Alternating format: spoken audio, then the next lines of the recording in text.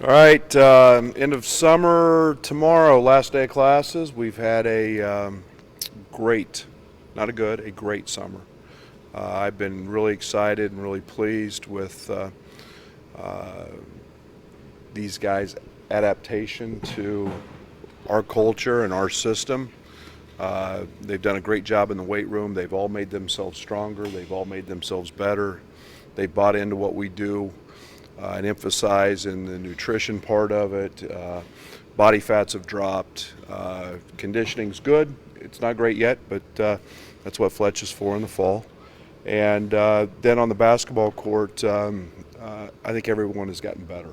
And we haven't spent a great deal of time on anything X and O wise. It's been very basic, very fundamental, and yet it was about making them better. And I've been very, very pleased with that. We've had just enough in that we did a little bit of 5-on-5 at different points, but very small amounts, one possession stuff. And again, I've been very, very pleased. And obviously, not having a full roster here with a couple guys not here, I didn't want to get too far ahead, so that was intentional. But a great summer, and these guys will get out of here and get their bodies and most importantly their minds rested, and then we'll have an eager and excited group when they come back on to start classes on the 28th. Was it a healthy summer, too bad? Yeah, knock on wood. Yeah, it was great. It was our guys. I think that's one of the big benefits of the weight program is it helps guys stay injury free, and anytime you do that, it's a positive, and you want everybody coming back and they're actually going home and being smart, and then they come back and we're ready to roll again that first week of September. Non-conference schedule's out, Brad. Just what was the idea behind what you put together there, and what do you think about it for your team? A lot was done when we got here. A lot was contracted already. I'm excited. I think there's some very interesting games. Obviously, that the one everybody talks about is the game, the bragging rights game. We found out we got a great opponent in Wake Forest in the ACC Challenge, and then something that just shocked me was 57 years not playing an in-state school. It was interesting, and I think there's some excitement about that. Dave does a great job at DePaul and has them on the uptick, and and then a game at UNLV that will be in the MGM. They're out of their facility at that time for the rodeo, and they will return that game back to the State Farm Center next year. So I think it's maybe not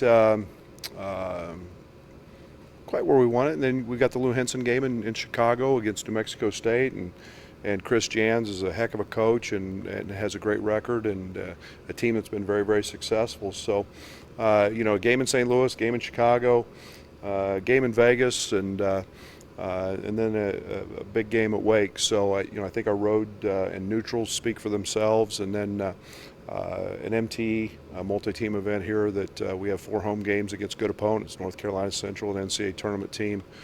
Marshall's a team that has had a point guard enter the draft and withdraw late that is very good, and Coach D'Antoni has they're one of the top 3-point shooting teams. One of my dear friends is coming in a game we scheduled that I worked with, Matt Figger at Austin P.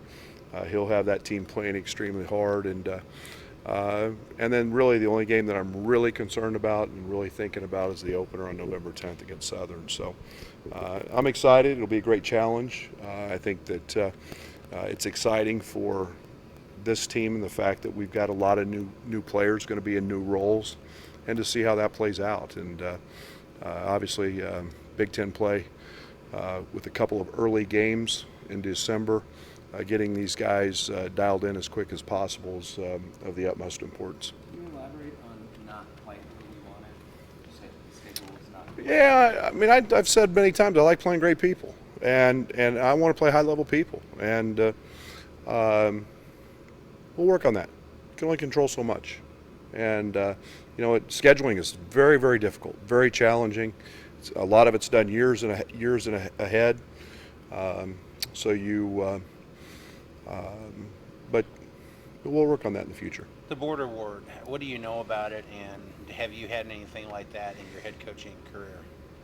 Like similar to it? I don't think a neutral game in terms of the state rivalry. I think I know a lot about it in terms of it's always right before Christmas. It's always a game that I think encompasses the basketball world. The basketball public knows about it because of it's that time. For many years, both teams have been great. And then it's interesting, just, they make a big deal about half and half in the arena. And so Gonzo's a heck of a coach, and Missouri's got a historic program, and as we do, and I look forward to those games. I want our players to be excited about that. That's a long ways away. But those are games that I think that are great for college basketball. I think they're great for our fans, and I enjoy those games. Most of the big rival games I've been a part of have been within conference, within league, but that'll be a good one to get